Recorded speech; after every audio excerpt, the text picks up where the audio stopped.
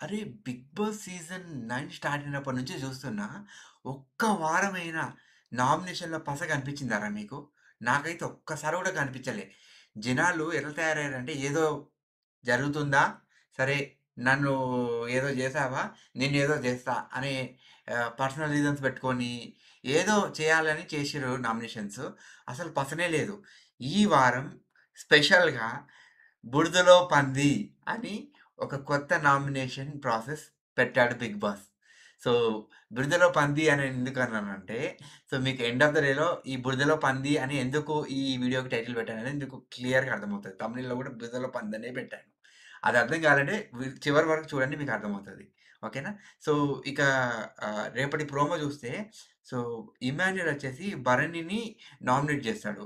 నువ్వు ఇంటికెళ్ళేసి మళ్ళా లోపలికొచ్చినావు. నీకు అసలు సేఫ్ గేమ్ ఆడుతున్నావని నీకు తెలిసుండాలి. నువ్వు బయటికి ఎళ్లి లోపలికొచ్చిన తర్వాత కూడా నువ్వు అదే సేఫ్ గేమ్ ఆడుతున్నావు. అదే దివ్య, అదే తనుజ ఈళ్ళిద్దరి మధ్యలనే పొర్లాడుతున్నావురా నువ్వు. వాళ్ళిద్దరిని వదిలించుకొని నీ గేము నీ కోసం ఆడు. అప్పుడే నువ్వు విన్నర్ అవుతావు అని ఇమాన్యుయల్ కరెక్ట్ పాయింట్ మాట్లాడి భరణిని నామినేట్ చేసిండు. ఓకేనా? ఇంకా సెకండొచ్చేసి రితు. రితు ఏం చేసింది? డైరెక్ట్‌గా దివ్యని నామినేట్ చేసి, "నువ్వొక సెల్ఫిష్ మొహం దానివి. నువ్వు ఒక గ్రూప్ మెయింటైన్ చేస్తున్నావు. ఆ గ్రూప్‌లో ఉన్న వాళ్ళని బాగా వాడుకుంటున్నావు. నీకెప్పుడు అవసరమైతే ఎవరిని పడితే వాళ్ళని వాడుకొని, వేరే వాళ్ళ మీదకి ఉసుగొల్పి, నువ్వు సర్వైవ్ అవుతున్నావు. అందుకే నిన్ను నామినేట్ చేస్తున్నా" అని చెప్పి రితు కరెక్ట్‌గా మాట్లాడి నామినేట్ చేసింది. నాకు ఈ నామినేషన్ ఈ భరణిది, ఈ దివ్యది కరెక్ట్‌గా అనిపించింది. ఎందుకంటే దివ్య ఆహ్, భరణి ఇద్దరు సేఫ్ గేమ్ ఆడుకుంటూ వాళ్ళిద్దరూ ఏదో చేస్తున్నారు.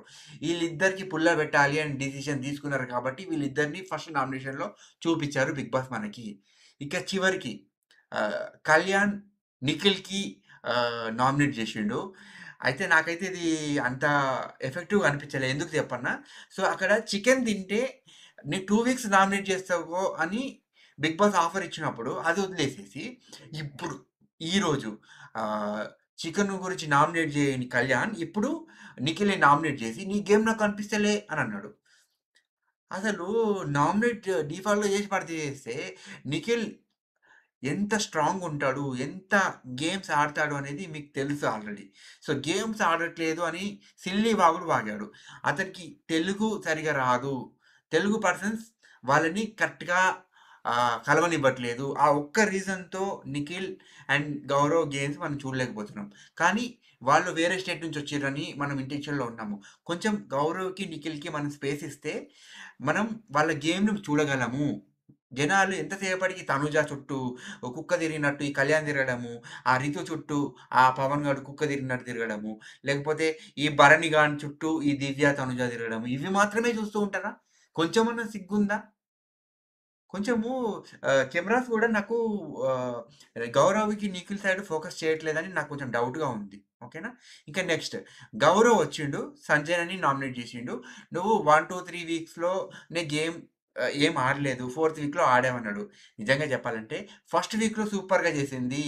ఏమి లేని ప్లేస్‌లోనే కంటెంట్ క్రియేట్ చేసుకుంది తను సంజన. ఎప్పుడైనా సరే సంజన ప్రతి విషయంలో టాప్‌లోనే ఉంది. నా విషయంలో. నేనెందుకు చెప్తున్నా అంటే ఆమె ఏ కంటెంట్ లేకున్నా సొంత కంటెంట్ క్రియేట్ చేసుకొని తన చుట్టూ కెమెరా తిరిగేటట్టుగా చేసుకుంటుంది. అలా చేసుకోగలిగిన వాళ్ళే 'బిగ్ బాస్' విన్నర్ అయ్యే ఛాన్స్ ఎక్కువగా ఉంటది. కానీ సంజనాకి కొంచెం నెగెటివ్ కొంచెం ఉంది. ఆ నెగెటివ్‌నెస్ షేడ్ పోయి ఇప్పుడిప్పుడే పాజిటివ్ షేడ్ ఒస్తుంది. బట్ ఆమె గూడా ఆమె శారీస్‌ని సాక్రిఫై జేసి ఏదో చేయబోతుంది ఈ వారం అని అనుకుంటున్నా నేను. ఎందుకంటే పాపం తను సింగిల్ గా తన గేమ్‌ని చూపించాలని నేను అనుకుంటున్నా. ఓకేనా? ఎందుకంటే ఇక్కడ నిఖిల్, గౌరవ్, సంజన వీళ్ళ ముగ్గురు చుట్టూ గేమ్ ఒకవేళ ట్విస్ట్ అయితే సూపర్‌గా ఉంటదని నేను అనుకుంటున్నా. మీరేమనుకున్నారో కింద కామెంట్ చేసి చెప్పండి. ఓకేనా? అండ్ ఇంకా లాస్ట్‌లో ఓకేనా? మీరు ఎక్స్‌పెక్ట్ చేస్తున్న పాయింట్ గురించి మాట్లాడుతున్నా.